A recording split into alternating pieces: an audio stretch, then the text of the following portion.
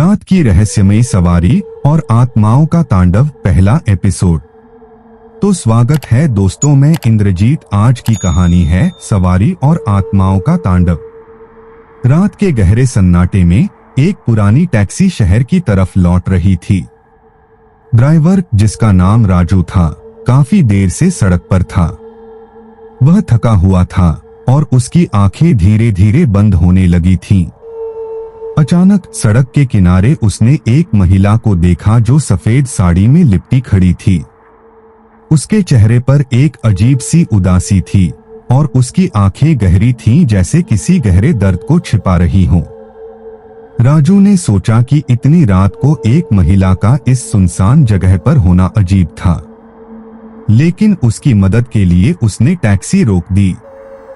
राजू ने खिड़की से झांकते हुए पूछा, कहाँ जाना है मैडम? महिला ने बिना कुछ कहे धीरे से टैक्सी में बैठने का इशारा किया।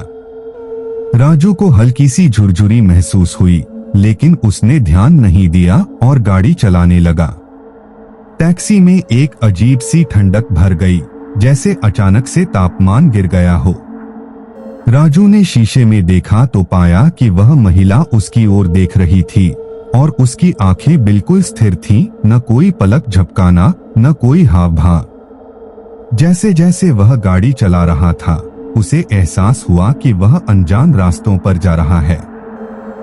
वह अपने होश में वापस आने की कोशिश कर ही रहा था कि उसने देखा टैक्सी का मीटर अचानक रुक गया। उसकी घबराहट बढ़ गई। उसने शीशे में दोबारा देखा, पर इस बार वह महिला कहीं नजर नहीं आ रही थी। उसने घबराते हुए गाड़ी रोक दी और मुड़कर देखा, पर पीछे की सीट खाली थी। अचानक राजू की फोन की स्क्रीन जल उठी। स्क्रीन पर कुछ अजीब सी लिखावट में लिखा था, तुम्हें इस रास्ते पर कोई वापस नहीं ले जाएगा, यह सफर हमेशा के लिए है। राजू ने घबराकर फोन को बंद करने की कोशिश की, पर वह बंद नहीं हुआ। उसी समय उसने देखा कि सड़क के दोनों ओर कई छायाएं खड़ी हैं, सभी सफेद कपड़ों में लिपटी उसकी टैक्सी की ओर देख रही थीं। उसका दिल तेजी से धड़क रहा था।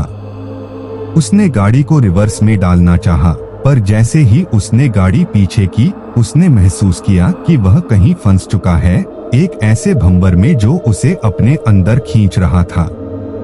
एपिसोड समाप्त। अगले एपिसोड में क्या राजू इस रहस्यमयी भंवर से बाहर निकल पाएगा, या वह हमेशा के लिए इन आत्माओं के बीच कैद हो जाएगा? तब तक के लिए बाय, टेक केयर।